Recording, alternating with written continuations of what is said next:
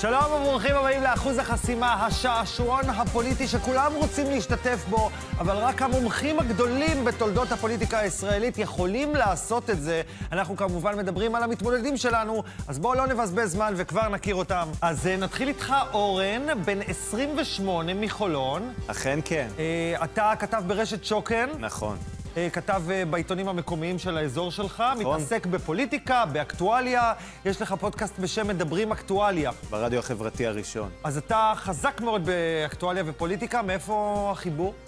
קודם כל, אתה יודע, מתעניין בחדשות, מתעניין במה שקורה, וחושב עוד מאז שהייתי ילד בבית הספר היסודי, ואתה יודע, חי את העולם הזה ומתעניין בו. תשמע, יש עוד משהו שקורה מאז שהיית ילד בבית הספר היסודי, וזה שאתה מסתובב איתך תמיד בכיס עם טלקארט? נכון. כבר 11 שנים. הנה, הוא כאן. תראה לנו את זה. הוא פה בתוך הארנק. הנה. הטלקארט הזה נרכש, אני חושב, בשנת 2009, ואני יכול להגיד לכם שמאז ועד היום אפילו לא השתמשתי בו פעם אחת, הוא טעון, ואם נמצא איזשהו טלפון ציבורי שעובד, אז אני חושב שנוכל להשתמש בטלקארט הזה. זה מעניין, יש כמה טלפונים ציבוריים מסתובבים עוד ברחבי המדינה. אגב, כאלה כבר לא מייצרים רק כרטיסי חיוג. רק את זה, אז זה פריט אספנים, אז אל תתקשר איתו, אל תעשה איתו שום דבר. עכשיו נעבור אליך עמיחי, אתה גר בבית שמש, עובד בסוכנות היהודית, ואתה אחראי על חידון התנ"ך. העולמי לנוער, נכון מאוד. וואו, כל שנה ביום העצמאות, אנחנו מביאים עשרות אנשים מעשרות קהילות יהודיות בכל רחבי העולם. מעניין. אתה כותב מקצועי, כותב ערכים מקצועי בוויקיפדיה. נכון, אני כתבתי מבין הרבה שזה ערכים. עניין התנדבותי לחלוטין. נכון. איך מקבלים את היכולת הזאת, את הידע הזה? מה עושים בשביל לכתוב ערכים בוויקיפדיה? תראה, אני מורה בהכשרתי, הייתי מורה הרבה שנים, מנהל בית ספר, כשהתחלתי לכתוב בוויקיפדיה וראיתי שבאמת אנשים קוראים את זה, זה נותן לך את המוטיבציה. בשנים האחרונות יזמתי בתוך ויקיפדיה את מה שאני קורא מיזם הח"כים הפוטנציאליים, שבו אנחנו מכינים בעצם ערכים על אנשים שעשויים להיות חברי כנסת, או הבאים בתור בזמן שגרה. יש לך גם 10,000 עוקבים בטוויטר. כן, נכון מאוד. עסק מאוד בטוויטר. מה הציוץ האחרון שהעלית? נועם ואני הצטלמנו פה בכניסה לכנסת. למה הצטלמת עם נועם בכניסה לכנסת? שאלנו, מה עושים האחים לבית בנט בכנסת? האחים! יש לנו פה אח, אז אתה בעצם הגעת עם אח שלך. בנט זה אח? אחיך הקטן, נועם, אח של עמיחי. נועם, אתה בן 36, ירושלמי, מורה למזרחנות, ואתה, יש לך סיפור מאוד מעניין, חוץ מזה שאתה אח של עמיחי. דרך אגב, מי מבין יותר בפוליטיקה, אתה או עמיחי? בפוליטיקה אנחנו נגלה הערב, אבל מקור הידע במשפחה זה האח הבכור. האח הבכור. טוב, אתה תנסה בכל זאת להתחרות בו, כי בין אחים תמיד יש תחרות בריאה. עכשיו, נועם, פרט מעניין. טור שאתה כתבת הופיע צוטט באל-ג'זירה. נכון. ב-2017, קצת אחרי התחיל חרם ערבי על קטר, הכריז איוב קרא, שר תקשורת טרי, שהוא יסגור את משרדי אל-ג'זירה בישראל. והחלטתי שזו הזדמנות, בגלל שאני גם חוקר, אני מתעסק בתחום הקריקטורות בעולם הערבי, אז אני אסביר ככה מה זה אל-ג'זירה. אז הסברתי דברים טובים על אל-ג'זירה, דברים פחות טובים על אל-ג'זירה, מתי הם מדייקים, מתי הם לא. ובסוף הוספתי ממש כדרך אגב, הסברתי שב-2014 היה פעם ראש ממשלה, קראו לו בנימין נתניהו, ושר התקשורת שלו, גלעד ארדן, אמר שבעקבות צוק איתן הוא יסגור את אל-ג'זירה, ולא סגרו. ואמרתי, וכנראה גם עכשיו לא יסגרו. ואת זה אני כותב באתר מידע. יום למחרת. יום למחרת אני מקבל הודעה מקולגה ואומר לי, שולח לי את הקישור, ואני פשוט רואה שחוקר ישראלי בשם נועם בנט אומר שלא יסגרו את אל-ג'זירה. זה היה ימים באמת בלחץ מאוד גדול בקטר ואל-ג'זירה, בגלל החרם הערבי, וזה היה מאוד מאוד נחמד להם שבעיניהם חוקר ישראלי פרגן להם, אמר כמה הם חזקים ומוצלחים ואמינים. אני לא התכוונתי לכתוב את זה ככה, אבל זה מה שנשמע מדבריהם. אז אתה חזק מאוד באל-ג'זירה, בוא נראה גם אתה חזק בערוץ כנסת. שימו לב, אורן, עמיחי ונועם, אנחנו כבר מתחילים. המטרה שלכם בסיבוב הראשון היא לעבור את אחוז החסימה, ואחוז החסימה שלנו הוא 5 תשובות נכונות. השניים הראשונים שיגיעו לתוצאה הזו יעלו מיידית לשלב הבא. כל אחד מכם בתורו ישאל שאלה, יהיה לכם 10 שניות בלבד לענות.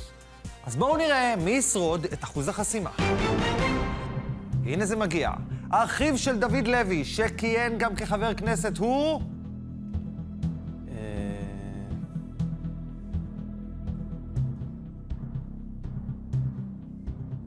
לא זוכר. הזמן נגמר, עמיחי בטח ידע את התשובה, הוא בטח כתב על זה איזשהו ויקיפדיה, התשובה היא מקסים לוי, אנחנו ממשיכים. איזה שגריר לשעבר באום הפך לראש ממשלה? שאלה היא לך. בנימין נתניהו. בנימין נתניהו, תשובה נכונה. נועם, מי כיהן כראש ממשלה בעת הפצצת הכור הגרעיני בסוריה? אהוד אולמרט. תשובה נכונה. אורן, מי כיהן כשר הבריאות מטעם מפלגת הגמלאים? וואי, שכחתי את השם שלו. יש לך 3 שניות להיזכר. הזמן עבר, התשובה הנכונה היא יעקב בן עזרי. עמיחי, לאחר כהונתו כנשיא, באיזה משרד שימש יצחק נבון כשר? שר החינוך. משרד החינוך, התשובה שלך נכונה. נועם, מה היה הכינוי של אלוף שמואל גונן? גורדיש. גורדיש, תשובה נכונה. אורן, שגרירה של איזו מדינה הושב על כיסא נמוך בפגישת נזיפה עמו? טורקיה. תשובה נכונה. עמיחי, איך קוראים לאשתו השנייה של בנימין נתניהו? פלר. פלר, הראשונה הייתה מיקי הרן, השנייה פלר, פלר, והשלישית שרה. פלור מה? רוצה להגיד קייטס או משהו כזה? אתה רוצה להגיד ואתה צודק, התשובה היא פלור קייטס. תשובה נכונה ואנחנו מקבלים אותה. נועם, איזה ראש ממשלה קבור בהר הזיתים? מנחם בגין. תשובה נכונה. אורן, מי חבר הכנסת לשעבר שכונה מיקי בר קיקי על ידי הגשש החיוור?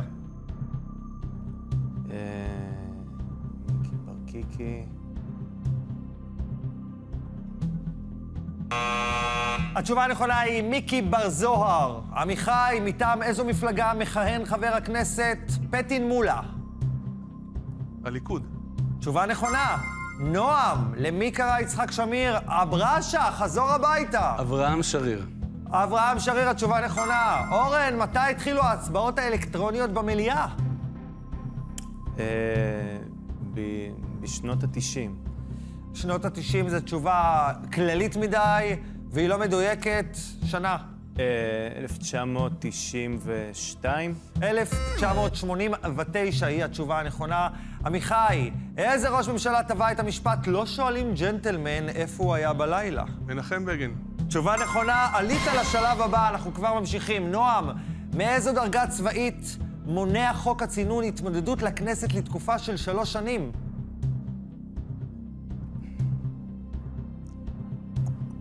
תת-אלוף? לא נכון, התשובה הנכונה היא אלוף. אנחנו ממשיכים אליך. אורן, מטעם איזו מפלגה כיהן בכנסת איסר הראל? איסר הראל. שינוי? לא נכון, הרשימה הממלכתית. נועם, כמה מנדטים קיבלה מפלגת צומת בבחירות 92? 12. לא נכון, 8 8. מנדטים. אורן, מי כיהן כנשיא במהלך מלחמת 6 הימים?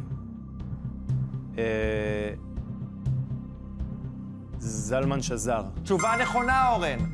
נועם, באיזו שנה נערכו בחירות ישירות לראשות הממשלה בלבד, בלי בחירות לכנסת? 2001. תשובה נכונה, נועם. אתה גם עלית שלב. האחים עמיחי ונועם, אתם מעפילים לשלב הבא. אורן, אתה רוצה שאני אחפש לך טלקארט שתתקשר להזמין מונית, או שיש לך את זה בטלפון? לא, האמת שבאתי עם אוטו, אז הכל בסדר. אז הכל בסדר, אני רוצה להודות לך תודה לכם על האכסניה. היה נחמד מאוד, אבל אנחנו ממשיכים עם האחים. כל אחד מהאחים האלה,